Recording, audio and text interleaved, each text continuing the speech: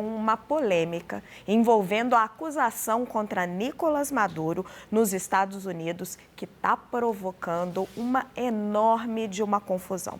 A Procuradora-Geral dos Estados Unidos, Pam Bondi, publicou a íntegra da peça contra o ditador deposto da Venezuela e a mulher dele, Cília Flores. A versão atualizada recua da acusação de que Maduro chefiava um suposto cartel de drogas chamado Los Solis. Para falar desse assunto, eu estou aqui agora com o nosso editor de assuntos internacionais, o Acácio Filho.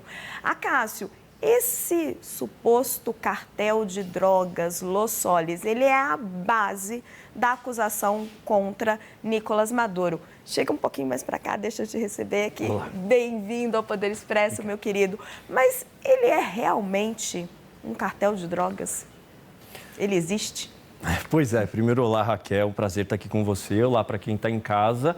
A interpretação do que é o cartel do Los Solis mudou nesse novo documento que foi divulgado pela Procuradora dos Estados Unidos, a Pam Bondi.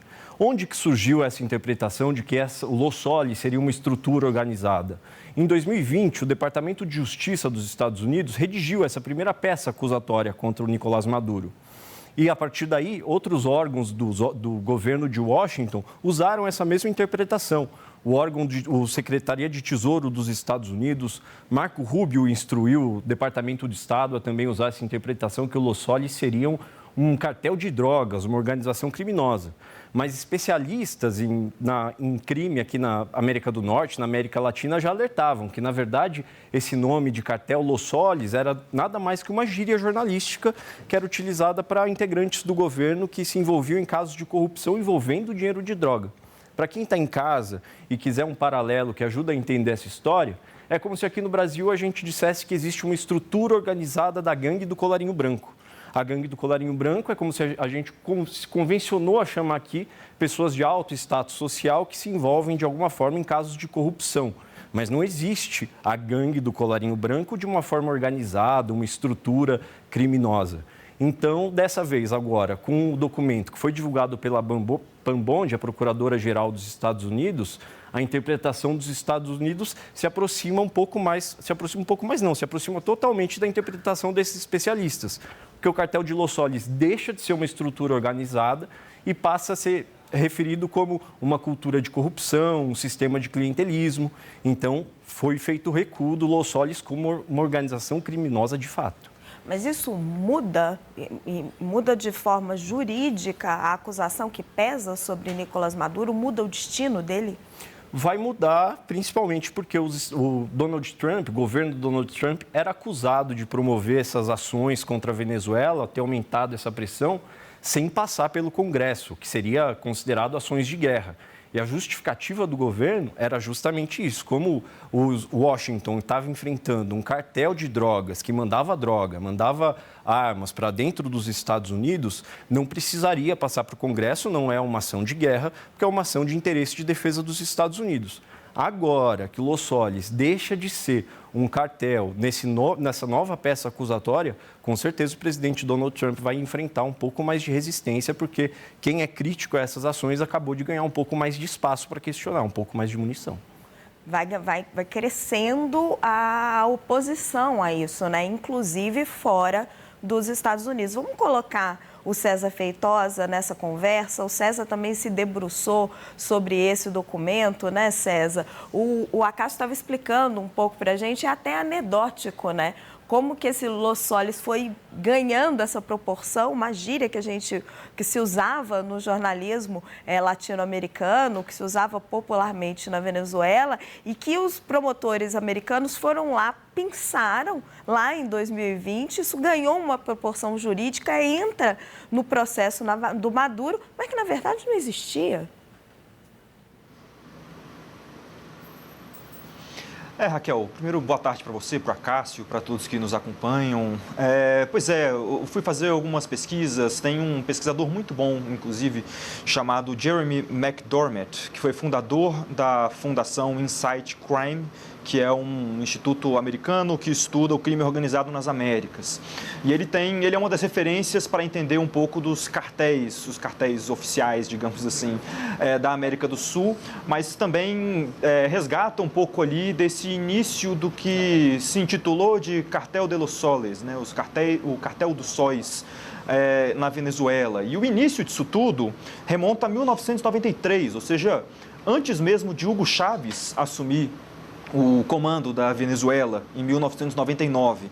E o início disso tudo foi uma cobertura jornalística, à época ainda do julgamento dos generais de divisão antidrogas, Ramon Dávila e Orlando Villegas. Os dois eram acusados de ligação com o tráfico de drogas e no meio desse julgamento a imprensa começa a utilizar então esse termo de Cartel de los Soles para justificar, para tentar de alguma forma popularizar esse caso e tornar ele talvez um pouco mais palatável ainda para a população que, enfim, acompanhava esse julgamento lá na Venezuela.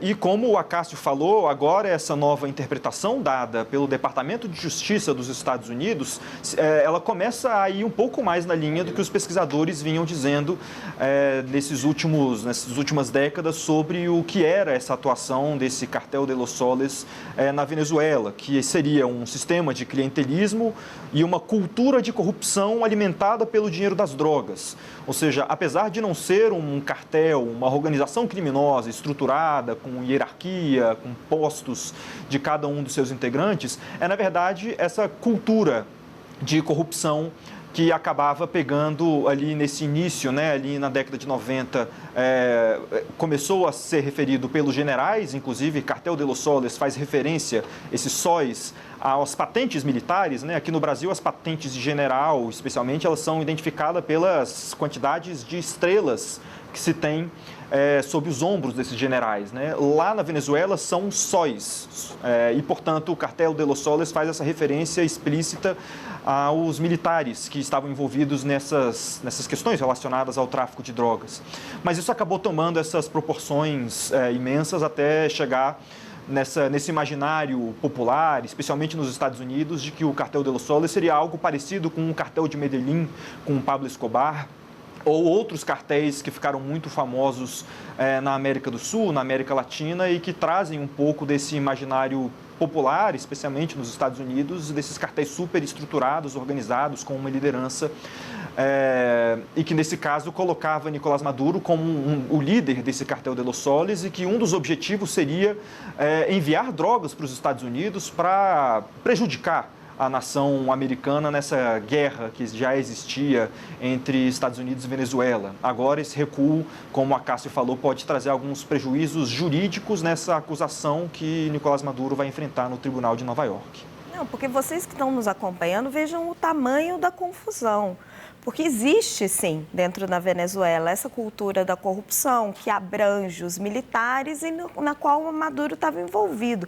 O que é muito diferente de ter uma gangue ou um cartel estruturado, que era o que estava escrito na peça lá contra Maduro, como se ele fosse o chefe de um grande cartel, como o cartel de Medellín, que era o que supunha que fosse esse cartel do Los Soles. Obviamente, enfraquece a acusação contra ele. E aí, quando os americanos entram dentro da Venezuela, sem apoio internacional, sem pedir a autorização da ONU, sem pedir nem sequer a autorização do próprio Congresso, eles entram como se fosse uma operação de combate ao tráfico de drogas. Eles entram com a DEA, com o Departamento de Combate a Entorpecentes. Então, eles entram baseado nisso. Então, obviamente, enfraquece bastante, juridicamente, o pleito que eles estão fazendo, né? Toda a operação que eles montaram para capturar Maduro. Acácio, César, muito obrigada pelas explicações. Isso aí vai render bastante ainda.